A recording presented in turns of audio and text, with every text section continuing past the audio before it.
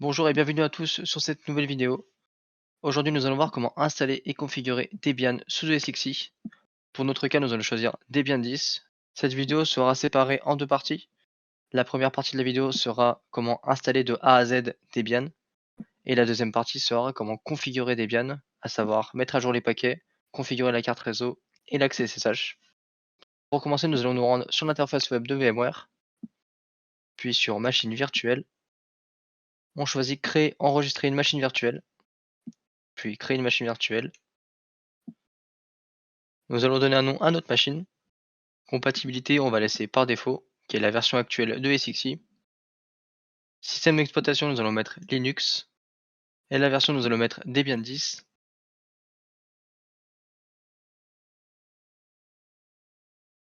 On clique sur suivant. Là, on choisit l'emplacement du stockage. Pour ma part, j'ai différencié les deux. Je vais le mettre dans le disque où je mets mes stockages.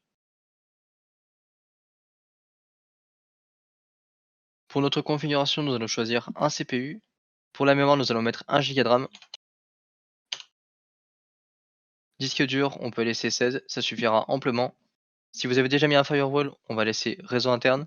Sinon, il faut mettre VM Network pour accéder à votre réseau local. Lecteur CD-DVD, nous allons choisir l'image ISO en cliquant sur Fichier ISO banque de données et nous allons chercher notre ISO.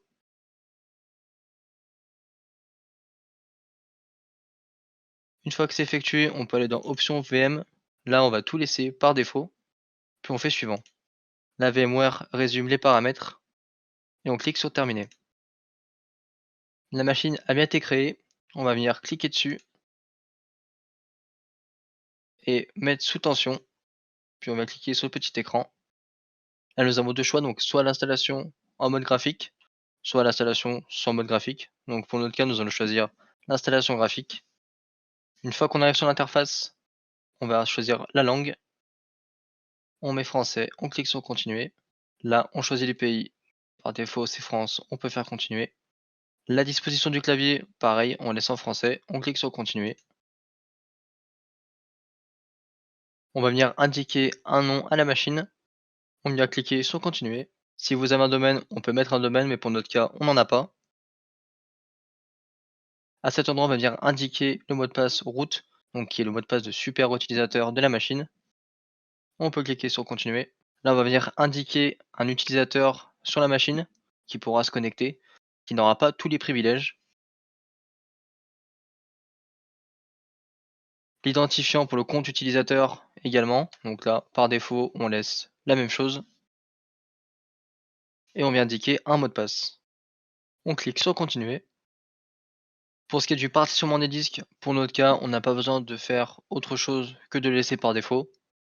Donc on va cliquer sur assister, utiliser un disque dur entier. Là, il voit bien notre disque. On clique sur continuer. Là, il nous propose de partitionner sous plusieurs schémas. Dans le cadre de notre installation et de notre configuration de l'environnement, on n'aura pas besoin de séparer les partitions. On laisse tout dans une seule partition. On fait continuer. Là, il nous confirme qu'il va faire deux partitions, une primaire de 16 Go et une logique de 1 Go.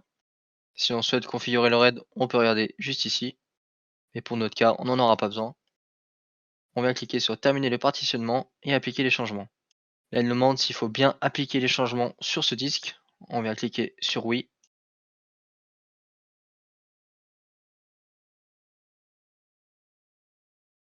Là, on atteint la partie configuration des paquets. Si on a bien eu une adresse IP en DHCP et que l'accès Internet est fonctionnel sur la machine, on peut utiliser un miroir réseau qui va permettre en même temps d'installer le système, de pouvoir installer les derniers paquets. On vient cliquer sur oui et on fait continuer. Là, on indique le pays où il y aura le miroir. Donc on met France. Et là, on choisit le site pour aller récupérer les derniers paquets. Pour ma part, je laisse debian.org. On fait continuer. Là, on laisse par défaut.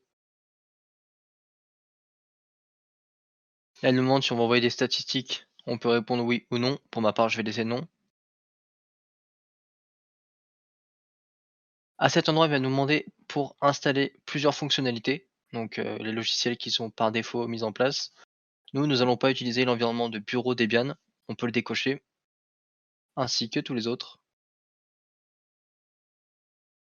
On clique sur continuer.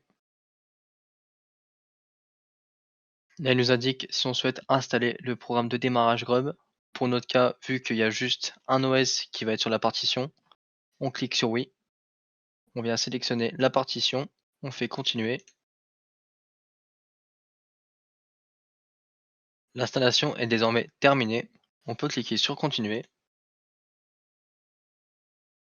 Et là, le système redémarre. Debian est désormais installé. Merci à tous d'avoir suivi cette vidéo et on se retrouve pour une prochaine vidéo. À bientôt.